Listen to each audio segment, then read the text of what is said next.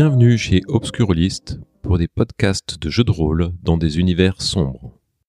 Précédemment dans Notes, après avoir fait un point sur la situation dans l'enclave d'Orlova, Yana, Dominique et Kubik se dirigent vers le point de rendez-vous avec l'Aquilée.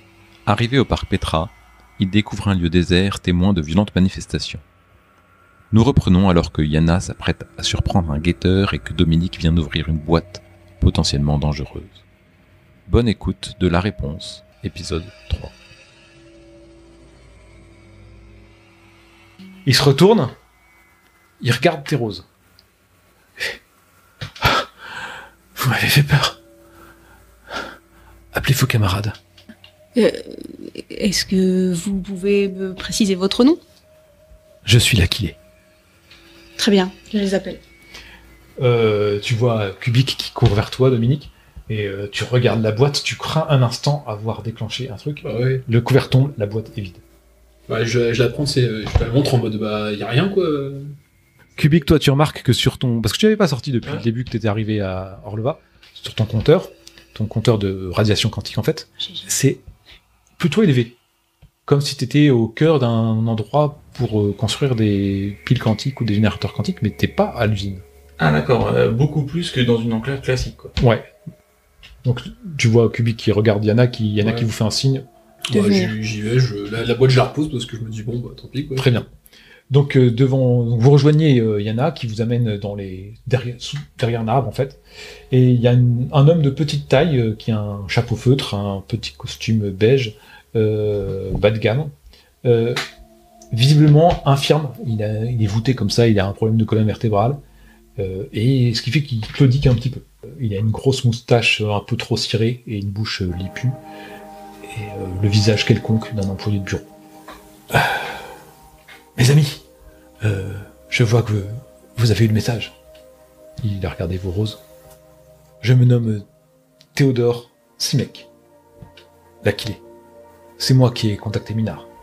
Je n'avais pas envie qu'on nous voit ensemble plus que de raison, alors j'ai mis cette petite boîte pour vous, pour le point de rendez-vous. Donc nous allons aller... Il regarde un peu autour de lui. Nous allons aller à l'essentiel. Orlova, vous avez peut-être constaté, est frappée depuis plusieurs semaines d'un mouvement social sans précédent. La Garde Noire mène une dure répression. Ça ne fait rien d'autre qu'empirer la situation. À vrai dire, je ne sais pas trop ce qu'il en est de la réalité. Je crois que des limites ont été franchies dans les deux camps. Qu'il y a eu des excès des deux côtés. Il y a eu des sabotages, il y a eu une répression violente. Il y a plusieurs dizaines d'acteurs réels ou supposés qui ont été arrêtés et qui ont été emprisonnés. Ils croupissent dans le pénitencier d'Hermanitz. Ils vont être sans doute interrogés la semaine prochaine par la Polysec. Parmi eux se trouve un sympathisant de la cabale, Alemar Ost. Cet homme était sur des pistes sérieuses, il m'a contacté voilà 2 semaines pour me montrer des relevés de fluctuations quantiques. Je ne sais pas d'où ils étaient tirés, mais ils avaient l'air troublants, je ne suis pas spécialiste. En tout cas, vu son niveau d'implication d'information, le passage de cet homme aux mains de la Polysec serait une catastrophe pour nous tous. Il connaît des lieux, des noms, des codes. Vous devez sortir de là. Il faut à tout prix procéder à son évasion. Je peux vous communiquer quelques renseignements. Tout d'abord, pour vous aider à vous repérer dans la ville, j'ai réussi à vous obtenir un plan d'Orlova. Ça va peut-être vous aider à vous repérer. J'ai aussi, pour vous, réussi à dégoter le livret de citoyen d'Alemar Ost, en tout cas une copie. Et je n'oublie pas non plus, alors je vous avoue que circuler avec ce genre de documents, si vous vous faites fouiller, c'est un peu dangereux de les avoir sur vous, donc c'est pour ça, faites attention. Ce sont les relevés quantiques qu'il m'a communiqués. C'est pour vous, Kubik. Encore des chiffres qui défient toute logique. Je peux répondre à quelques questions si vous le voulez, mais je n'aimerais pas traîner trop longtemps avec vous. Il ne faut pas qu'on me repère, j'ai du travail aussi. Ah oui, dernière chose, je vais vous réserver un vieux local d'archives désaffecté, où vous pourrez vous loger et dormir. Donc ça se situe dans le secteur Zablati, c'est un petit local, pas grand-chose, hein, je vous laisserai vous débrouiller avec, je n'ai pas pu faire tellement. Plus Alemar Ost, que vous deviez rencontrer, a été arrêté il y a 3 jours. Et pourquoi vous me donnez la copie de son livret de citoyen ? Si vous voulez des informations, j'ai Enfin, moi, je l'ai lu, je préfère pas le garder sur moi.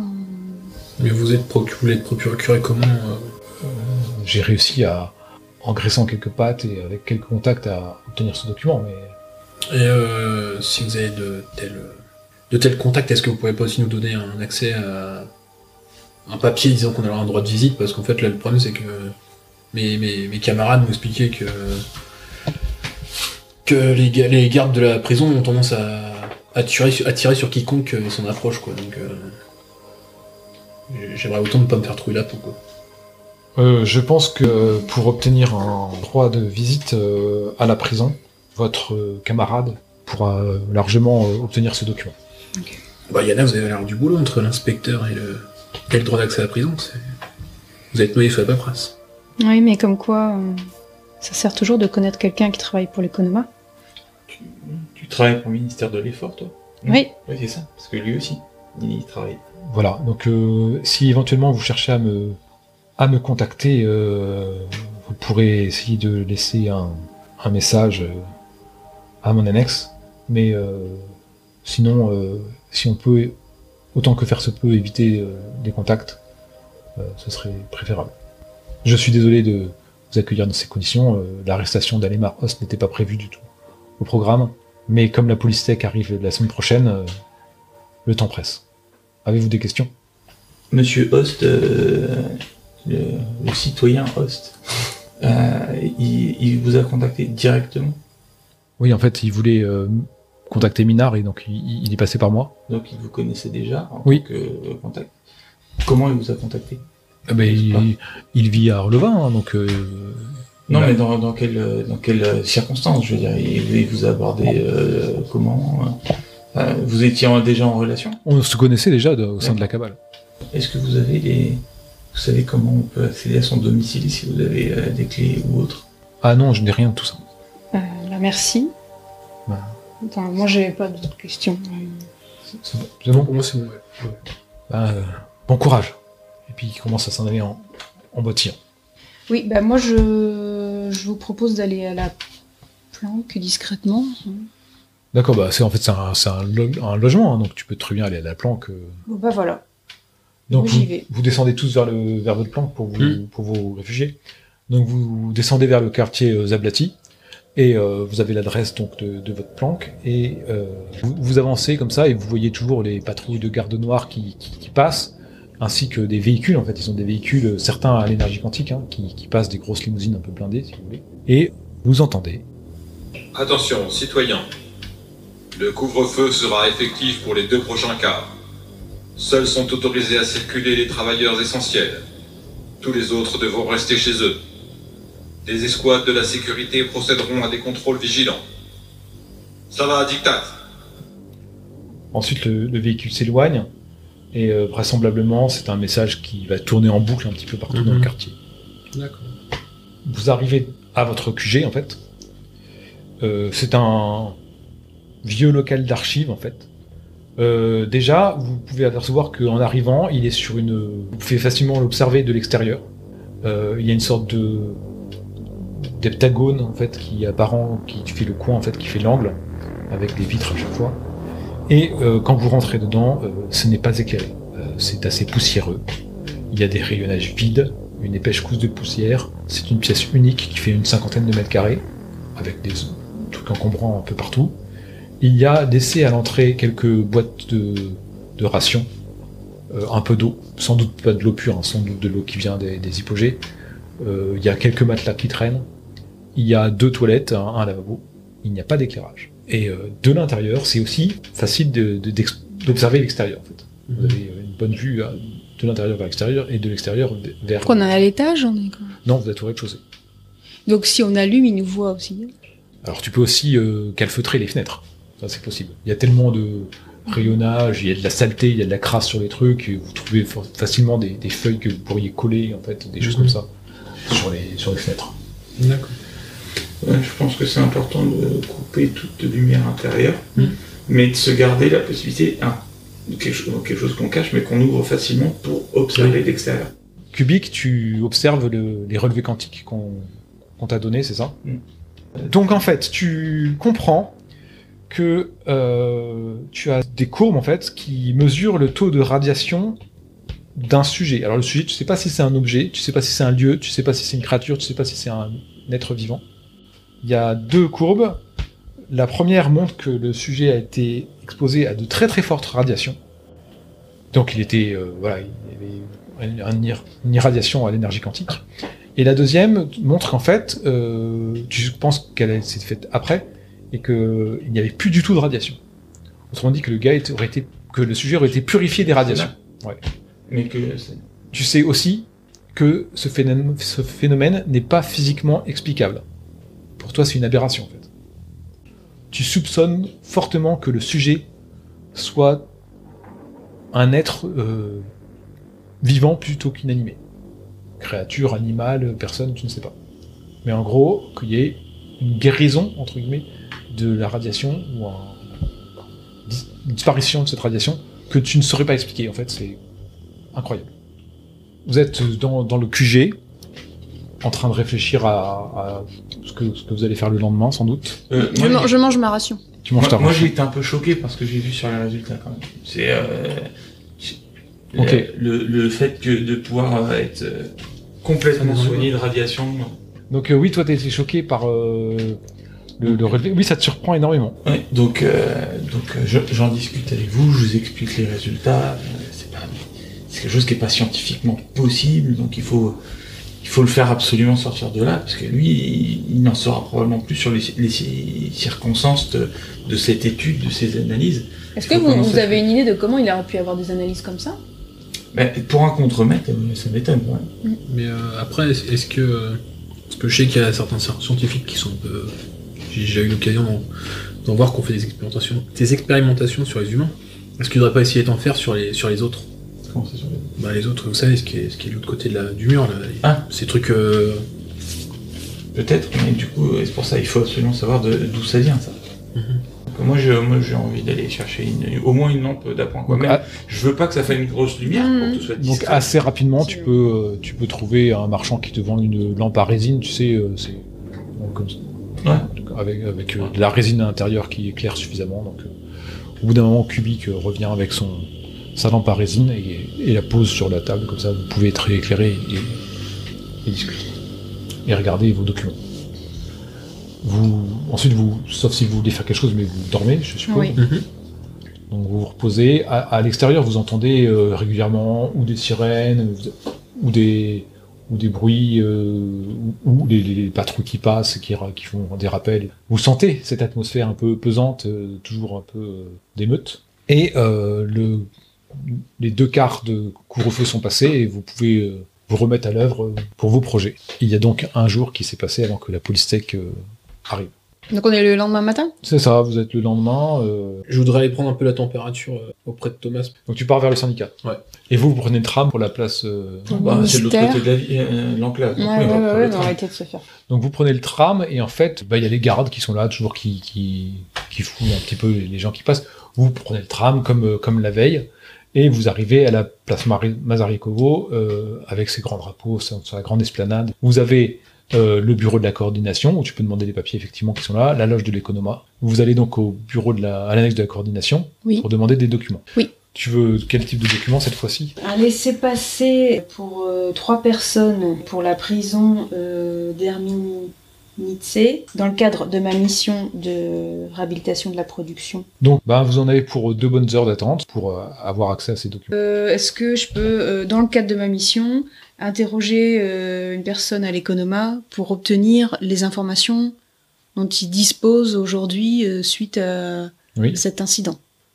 Vous allez à la loge de l'économa et tu montres que tu es investi de la mission rapidement. Tu as un rapport qui t'est donné et il y a marqué qu'une inspection a été faite et qu'un sabotage a été constaté. Et ça, c'est...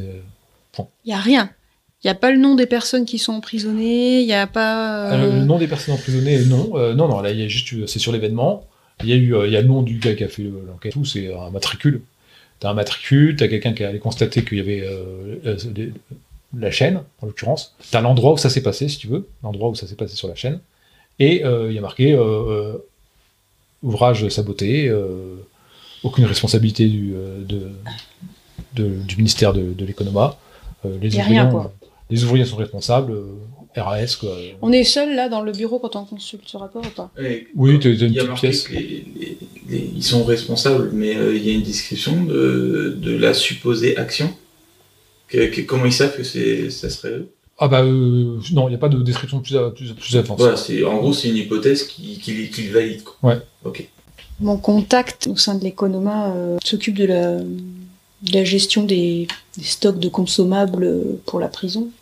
J'aimerais avoir votre avis. Est-ce qu'on fait une approche, subtile? Il est fiable. Bah, en ou fait, pas il a été rétrogradé parce qu'il a regardé des documents. Est-ce qu'on peut en discuter avec lui déjà pour savoir ce qu'il a vu sur ces documents? Oui, mais alors il faudrait que ce soit un rendez-vous hors de l'Economa. Oui, il peut se recevoir dans son bureau, il peut être sur le parvis à fumer sur un coin, là, sur un banc. Tu cherches à contacter Vladimir? Ben, je le contacte, je lui propose... je souhaiterais discuter avec lui, soit dans son bureau, soit donc, s'il est sur le parvis. Non, mais il va peut-être être il pressé. préférera sur le parvis. Hein, donc, Oui, puis d'accord. Tu as la réponse, il dit je vous rejoins c'est sur le parvis, Yana, incessamment sous peu. Et vous allez sur le parvis à attendre Vladimir Zach. Dominique, tu vas vers le syndicat, c'est ça? Ouais. Donc en fait, tu essayes d'éviter les escouades encore de Ouais, ça, ouais, de je garde sais, que les comme fouilles, la tout ça, ça commence à bien faire. Surtout que là, t'es tout seul. Bon, t'y arrives, hein, parce que tu connais un peu, tu sais comment ça marche, les Ouais. usines. Et au bout d'un moment, tu rejoins Thomas, effectivement. Tu rejoins Thomas au syndicat. Dominique, comment ça va? Ça pourrait aller mieux. Bah nous aussi, hein, on a encore perdu des hommes. Bah là, j'ai appris un truc, c'est que ça va être pire en pire. Il y en a carrément, j'ai carrément entendu parler par la donzelle là, de l'Economa, qu'apparemment ils vont envoyer la police sec pour interroger quelques camarades. Là. Donc je pense que finalement, c'est pas que l'homme qu'ils vont voir. Ils vont être, La police sec. Ah bah je m'en doutais, hein, c'est souvent comme ça qu'ils font. Hein. Mais pourquoi la police sec? j'en sais rien, mais bon. Je pense que c'est une grève. Ouais, mais je pense qu'il y en a qui savent la vérité sur l'accident et ils veulent le cacher, je pense. Merde. Et comment mieux faire taire quelqu'un qu'en le butant, tu vois. Ça c'est pas normal. Bah ils auraient pu le buter comme ça, là, lors d'une émeute. Bah, peut-être qu'ils ont des questions à lui poser, j'en sais rien. Peut-être que justement, peut-être qu'ils veulent détruire le syndicat, tu vois, ils ont récupéré les chefs, tout ça, ils veulent peut-être les interroger pour nous détruire, tu vois. Qu'est-ce qu'on peut faire? Bah écoute, la donzelle, là, tu sais, dont je t'ai parlé, elle est en train de chercher, en train d'essayer de faire les paperasses. Elle va essayer on va essayer de le faire là, en mode finaux, tu vois, en mode bureaucrate, quoi. Par contre, si son plan ça marche pas, là ils sont censés arriver dans 6 jours. Moi ce que je voudrais faire, c'est on le fait à notre manière, Parce que... si ça marche pas sa manière à elle. Tu vois. Ouais. On va le prendre. Et mais c'est quoi c'est quoi la méthode Finaude? J'ai pas compris. La méthode finaux, j'en sais rien, tu sais, c'est des trucs de bureaucrate là. Apparemment, elle veut faire des laissez-passer, elle veut qu'on monte pas de planche, tu vois, comme ils disent chez eux. Mais, Pour visiter, pour rendre visite, c'est ça? je crois qu'il avait essayé qu'on le fasse s'évader, mais voilà, genre. Faire s'évader qui? Bah, les camarades. Parce que y a des camarades, des ouvriers, je pense que ils sont dans la prison, il y a pas de souci. Mais les chefs, Ah, mais les chefs, justement. à mon avis, ils sont placés à sécurité, quoi. Je pense pas qu'ils puissent recevoir des visites. Hein. Bah, écoute, peut-être qu'elle a le bras long, tu sais. Moi, je connais rien, tu sais, moi, Economa et moi, c'est. Parce que la prison, on n'en sort pas. Hein. Non, mais ça. Je sais C'était pas comment avant. tu veux le faire l'évader. Hein. On va y arriver, t'inquiète. Elle est inviolable. Et bah, on va la violer. On va l'ouvrir, on va l'éclater, on va faire sortir nos camarades et surtout nos chefs. Parce que c'est eux qui. Ils veulent nous museler. Et ça, c'est pas normal. Ah mais nos hommes ils vont au casse-pipe là si on la prend d'assaut. Par contre, il paraît qu'il y a un mec a réussi à s'échapper. Ouais. Putain, bah, dis-moi tout de suite qui c'est, parce que là. Mais on sait pas qui. C'est Darold. Darold. C'était un ouvrier, c'était un camarade. Et il a été emprisonné. Est-ce qu'il paraît il a réussi à s'échapper? Mais on n'a pas de nouvelles. Il est jamais revenu en fait. Alors il est peut-être mort, hein, je sais pas. Il a une famille, ce gars-là ou... Ouais, il a une famille. Bah, dis-moi plus, putain. Bah je sais pas, moi je les fréquente pas et je sais qu'il a une femme, il avait des gosses, etc. Mais voilà, je sais juste ça. Vraiment, tu sais, entre les ouvriers et la grève, mon père qui fout rien, c'est la merde là, j'ai pas le temps de m'occuper des... Mais ton père, faut lui mettre un coup de pied au cul, putain, il fait chier là. Les camarades, ils sont en train de pourrir en prison, ils vont crever et tout, putain. Bon, dis-moi, qui c'est qui t'en a parlé de ce Darold? Ah rien, c'est un bruit qui court quoi. Je sais que c'était un camarade, je sais qu'après il était plus en prison, donc il aurait trouvé un échappatoire. Voilà, je sais pas plus, je peux t'amener à sa famille si tu veux, mais... Bah, mets-moi la famille, ils sauront peut-être où il est. Dis-moi où il est, Darold. Ou sa famille, ou Bah, Darold, je sais pas, peut-être il est mort, hein, on l'a jamais revu, mais ok, si tu veux je t'emmène à sa famille. Voilà. Parce que là, je te dis, il en va de la vie de nos camarades, là. Il faut... Je te dis, le jour où la police va arriver, le chef de ligne, on le revoit plus jamais, hein, je te le préviens. Donc voilà, faut s'en rendre compte. Ok, bon bah écoute, bah viens, t'es dans le karst. On y va, mais pas longtemps, j'ai pas beaucoup de temps. Allez, vas-y, on y va. Alors le karst, tu situes, hein, c'est le quartier vraiment... c'est le quartier favelas, défavorisé que t'avais ok. vu. Ouais. Et donc vous commencez à partir à pied vers le karst. Ok. Il y a Vladimir Zak, Kubik et Yana qui vient vous voir et qui te rejoint. Yana, ça me fait plaisir, 2 fois en 2 jours là. Oui, tu sais, Vladimir, hein, la mission avant tout. Mais qui est ton camarade? Oui, je te présente Monsieur Kubik Octobar. Il m'accompagne dans le cadre de ma mission de réhabilitation de la production. C'est un spécialiste des machines quantiques. Bonjour. Vladimir Zak. Et Bonjour. par contre, je prends une attitude un peu encore plus fatiguée. C'est le gars qui est un peu oppressé par la hiérarchie. Je me mets pas vraiment en avant. J'essaie de prendre un peu la même posture que lui. Ok. Tu penses qu'il est en mauvaise santé. Bien, bah, tu voulais quoi, Janina? Oui, alors en fait, dans le cadre de mon enquête, donc pour établir la production au plus vite, j'ai compris que donc les responsables de la ligne de production ont été emprisonnés à la prison d'Hermanitse. Oui, c'est ça. Mm, mm. C'est ça. Si j'ai bien cru comprendre, tu travailles, tu gères les consommables pour cette prison? Oui, les flux des stocks, je m'occupe pas de... Je crois que c'est par pneumatique, par... Qu'est-ce qu'ils sont...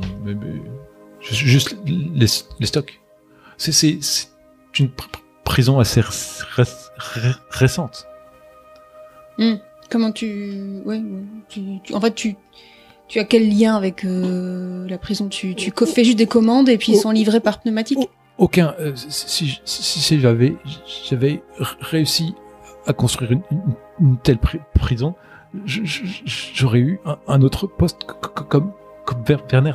Qui ça? Werner, l'architecte de la prison. Il travaille pour l'économa? Non, la conure, l'édification. C'était un architecte.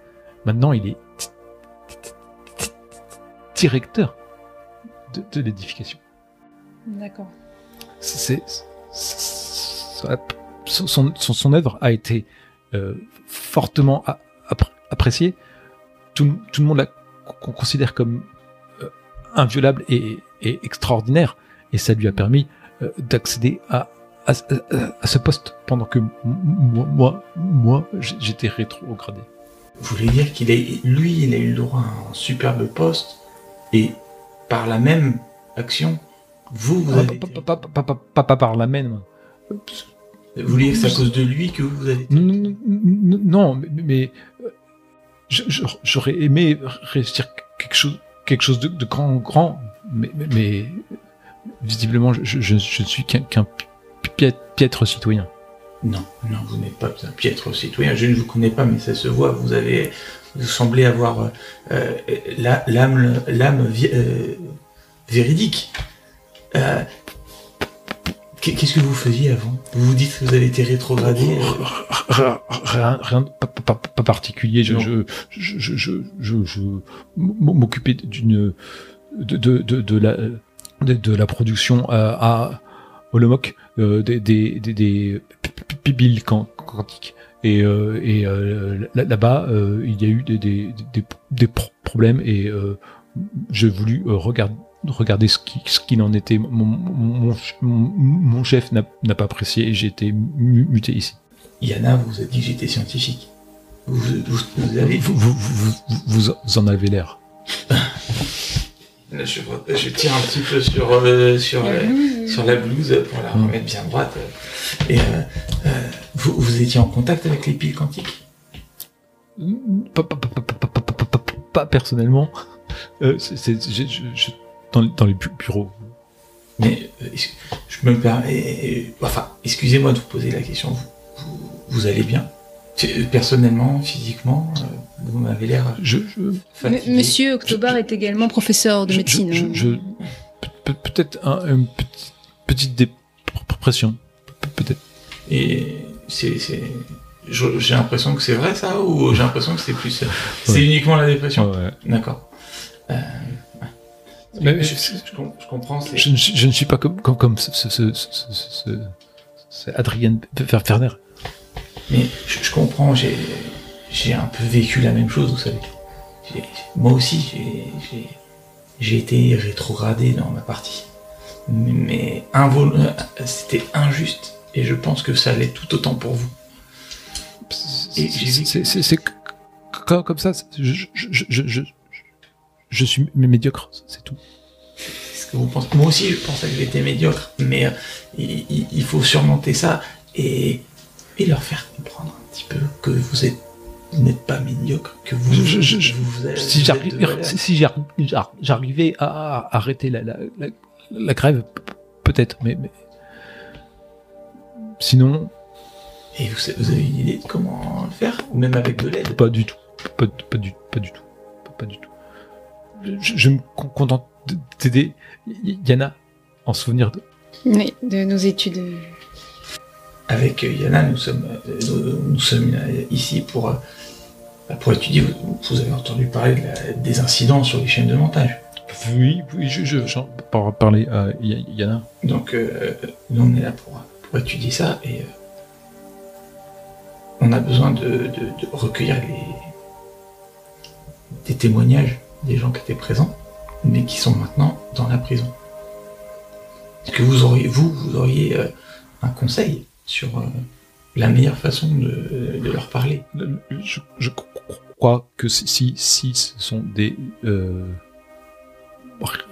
responsables, ils sont dans un quartier sécurisé, donc pas interrogeable. Même par personne de l'économie. Comment je peux faire ma mission correctement si je ne peux pas interroger le responsable de la ligne de production? Standard, peut-être. Après, je ne sais pas qui. Est-ce que tu penses que je dois demander une accréditation particulière à l'économie pour pouvoir accéder à cette zone de la prison? Je ne connais pas bien la prison. Je sais que, vu la situation actuelle, c'est un nouveau colonel qui est en charge de la prison, colonel Stern, et il est c'est un roquet aux dents longues. Il a dès son arrivée, il aurait mis l'ancien directeur en prison. Et je crois qu'à cause des effectifs, ils ont dû faire appel à des renforts pour la prison, même des renforts extérieurs, des gardes de Cracovie, je crois. D'accord, effectivement, elle a l'air imprenable, cette prison. Ce n'est pas moi qui l'ai construite, hélas. Oui, Vladimir, mais ni moi non plus, tu vois, chacun a sa place. Si tu veux en savoir plus, il faut parler à Werner. Oui, mais tu penses que... Tu m'as dit qu'il était directeur de l'édification. Il y a peut-être pas... Bon, je peux quand même demander une entrevue, mais je suis pas certaine qu'il réponde favorablement. Tu pourras sans doute y accéder. D'accord. Merci beaucoup, Vladimir, de nous avoir donné ce temps. Toujours. Yana. C'est vrai qu'on peut avoir des doutes là quand même. Oui, il parle à toi et c'est toi qui connais. Écoute, prends soin de toi et Toi aussi. cela va, dictat. Vous aussi. Et il vous laisse repartir. Alors je sais pas où vous voulez aller. Toi, Kubik, vous restez là ou vous m'accompagnez? On fait deux équipes. Je vais venir aussi, de toute façon. Ouais, de toute façon, ils vont Donc nous vous allez attendre. tous les deux vers Une heure l'annexe de à la attendre. cognure. Si on peut avoir le rendez-vous, Très bien. au pire, on peut prendre rendez-vous, retourner chercher les papiers et revenir après, c'est juste en face. Très bien. Dominique, tu arrives avec Thomas dans le karst. Thomas te dit bon ben c'est là. La famille d'Harold, elle habite là. D'accord. Par contre, faut que j'y retourne parce que faut que je canalise, sinon ça va partir n'importe comment quoi. Donc Ouais, je comprends. tu sais où me trouver de toute façon. Toujours. Ok. Et si t'as besoin de moi, tu sais. Je lui indique vite fait bah là où on est planqué, je lui dis, moi je crèche là pour le moment, donc Ok. n'hésite pas à venir voir s'il y a moins de problèmes. Ok. Ben merci pour ce que tu fais, Dominique. Ouais, de rien. Allez. Et puis il part. Donc toi tu es rentré en fait dans le karst. Mhm. Alors le karst c'est la banlieue minable. Mhm. Il y a des immeubles décrépits un peu partout, des terrains vagues, des routes mortes avec des gros trous, des zones de quarantaine, des zones avec du fiel par terre. Il y a des communautés qui vivent presque en autonomie à ces endroits-là. Il y a très peu de patrouilles. Éventuellement, il y a quelques patrouilles de gardes noirs accompagnées de patrouilles de l'intégrité pour vérifier la salubrité et la santé mentale et physique des gens. Mhm. Tu vois, t'aperçois dans les rues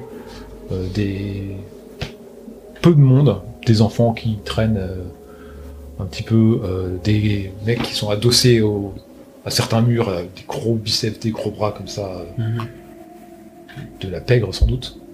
Tu vois des enfants passer avec 2 rats morts à la main pour aller manger. Ouais. T'es devant la porte des Darold. Bah je. Ouais. Bonjour. Qui c'est? Dominique, je suis un ami de Darold. Il est mort. Bah, justement, je suis de passage là, donc je viens vous rendre mes hommages, quoi. Donc, Puis elle finit par ouvrir la porte. Devant toi, t'as une... en fait, donc, elle ouvre la porte, comme ça. Tu es une femme entre 30 et 40 ans, je sais pas trop, assez pâle, malingre, cheveux noirs filasses, des vieux vêtements, main de fois raccommodée, trop large pour elle. Derrière elle, tu vois une pièce très sale, sombre, un vieux poêle à bois qui ne chauffe pas. Ouais. La vermine par terre, c'est des cafards, des choses comme ça, mais rien, pas d'aliments. Des petits matelas posés ça et là. Tu vois sur un des matelas une petite fille en très mauvaise santé visiblement qui dort, un petit garçon et une dame qui se lève. Ouais, tu vois. Anna, fais-le rentrer. Elle te fait rentrer. C'est lui, Anna, c'est lui. Je la salue. Ah, c'est vous. Merci. De rien. Si j'ai récupéré des rations, je leur donne encore. Parce que... Là, je vois qu'il y a aussi d'autres gamines à côté, donc voilà, ils sont vraiment dans un état pitoyable. C'est gentil, merci. Qu'est-ce que je peux faire? Je viens vous parler de Darold. J'ai des amis qui sont, je vais pas vous le cacher, qui sont en prison, qui, je pense, ne reverront jamais le jour. Ils seront sûrement abattus et tout ça. Et j'ai entendu dire que Darold avait réussi à s'enfuir, et j'aimerais savoir comment il aurait fait afin de pouvoir tenter de sauver mes amis. Elle crache un peu comme ça, et elle prend son mouchoir, tu vois une goutte rouge, noire, tu sais pas trop. Revenez dans 1 heure. Il n'y a pas de souci. Donc là tu sors. Ouais, je ressors et je vais me trouver un bouge ou un truc comme ça dans lequel je... Alors en fait quand t'es dans le Kars en fait.